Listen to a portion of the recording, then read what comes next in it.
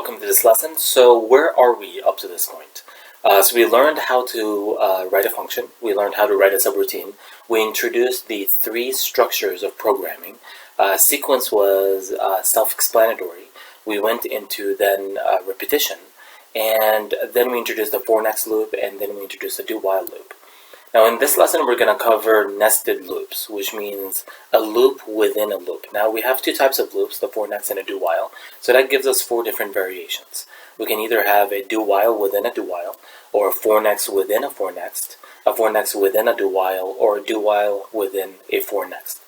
So what is the program that we're going to try to write using nested loops in this lesson? Well, we want to sum 5 columns of different lengths and display the sum under each column. Now let's see how what is the algorithm or the thought process within the code. Well, the code will have to choose the first column. Then it's going to sum all of these using the sum code that we've seen in the previous lesson. Then it's going to display the sum here. Then it's going to go to the second column, sum all of these numbers up, and then display the resulting sum here. Go to the third column, do sum it up, display it here, and so on. Now there are two things that I want you to see. Is that we're moving from column 1, 2, 3, and we have a total of 5 columns, which means I know the number of columns that I have.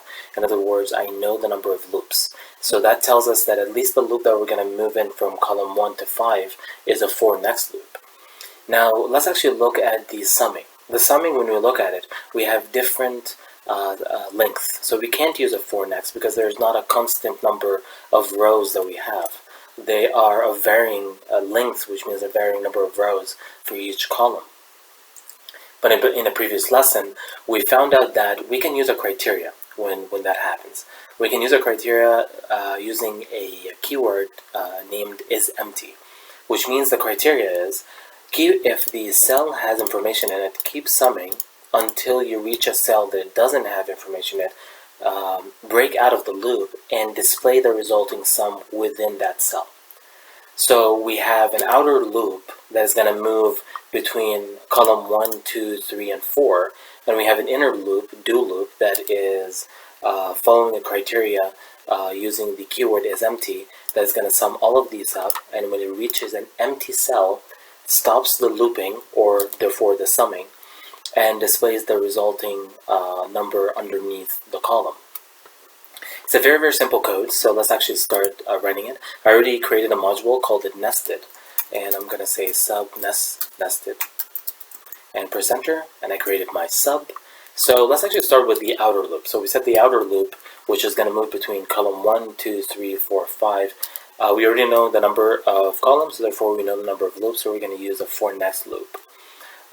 So the one thing I want to touch on is it's common convention that the letter J is used when you're moving between columns, and the letter I is used when you're moving between rows. So for the J, I'm going to define in terms of 4J is equal to 1, 2, 5. And when I go down here, I'm going to say next J. When you're writing a for loop, make sure that whatever letter you use up here matches the letter that you use down here. Now the code that we're going to write inside, you already got introduced to in the previous lesson, and it's almost identical. There is a slight variation in it that I want to touch on. So that's actually a review. It's do while not isEmpty, and we said it's going to say cells, and here we have 13. We start at 14, so it's going to be 13 plus I. So at I equal 1 is going to be at 14. Now here's the slight variation. In the previous lesson we were only dealing with one column, but here the columns are actually changing, which means I have to add J here inside the column, and since I'm starting at column 2, I'm going to say 1 plus J. So in column 2, 1 plus J, so when J is 1, we start at column 2. When J is 2, we start at column 3 here at the Excel sheet. When J is 4, we start, or when J is 3, we start at column 4 here, and so on. So let's write the simple sum code. So sum is equal to sum plus cells, and it's going to be the same thing as the one on top, 13 plus I, and 1 plus j.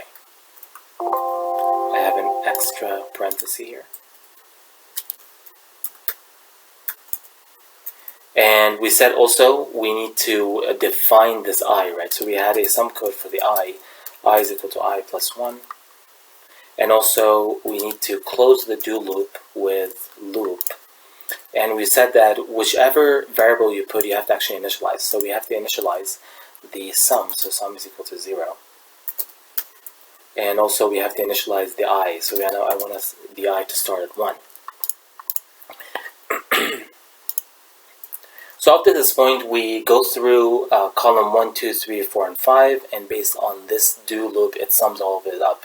So we have one remaining line of code left, which is the display code down here, which is going to be the same as what we have here, 13 plus I.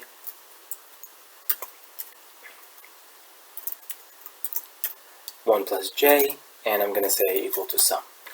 Now, the reason is this code is similar to that because, say for instance, I reached an I that is actually empty. So when I reach the I that is empty, it's going to break out.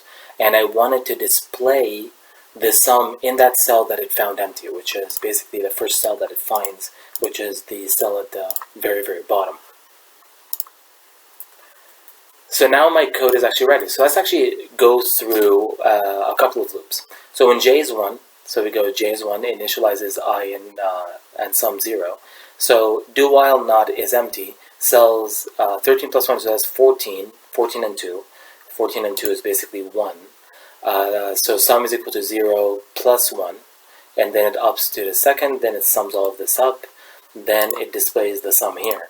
Then it goes to the next j, which is j equal 2. Then it goes in here, initializes the I and the sum. And this is very important because for every single loop, you want to zero out the sum, right? Because if you don't zero out the sum, you're going to be adding to the previous sum that was done in the first column.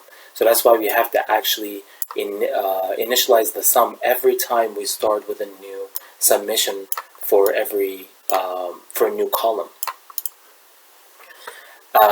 So next for I equal 2, for j equal 2, so we're going to have 14 plus 1, and 1 plus 2 is 3, so it's going to take this one, it's going to sum it all up, display it here. For the third j, is going to sum all of this up, display it here. Fourth, sum this up, display it here, and the same thing for the fifth. So let's actually run the code and see how it's going to work. I'm going to say nested and run. Right, perfect. So here, those are the 10 that we have, and we have 15, and this is 6. So let's actually use Excel's inbuilt sum function to see if our answers are correct. So this will give us 15, and also what I'm going to do is, just for simplicity, I'm going to use autofill, and I'm going to say do the same thing for all of these. Now, the reason this is wrong, because when I said do this to all of these, I told it to sum the 10 for each one of the columns, so I have to go in here and I have to adjust the length. So it's a good trick to have. Adjust length to this, and this adjust to that, and this adjust to that. And you can see at the top left corner here is saying that I have an error, but we discussed this before, that it's actually seeing that I'm forgetting a number here, but I'm not forgetting the number. And so I can just go in here and ignore all these. So you can see that we have 55, 21, 36, 6, and 15. So the code actually works properly. So to recap what we learned in this lesson, we introduced the concept of nested loops, which are loops within loops. And we found that we have 4 different variations of it. And in this particular code that we were writing, which is summing 5 columns of different length and displaying the sum under each column, we found that moving through from column 1 to 5, we already know the number of loops that we need. And we chose a 4 next loop. But when it came to the different columns, they have different lengths. And we use the criteria that we used prior, which is using the isEmpty criteria to decide when to stop the summation and when to display the sum. Now, this seems like a very, very simple code. We're going to use nested loops extensively as we're going to go through numerical methods concepts. So this is a great introduction to it. If you feel like you have not gotten a lot of practice with it, trust me, later on we're going to use it so much that it's going to become second nature. Now that is it for this lesson, and I'll see you in the next lesson.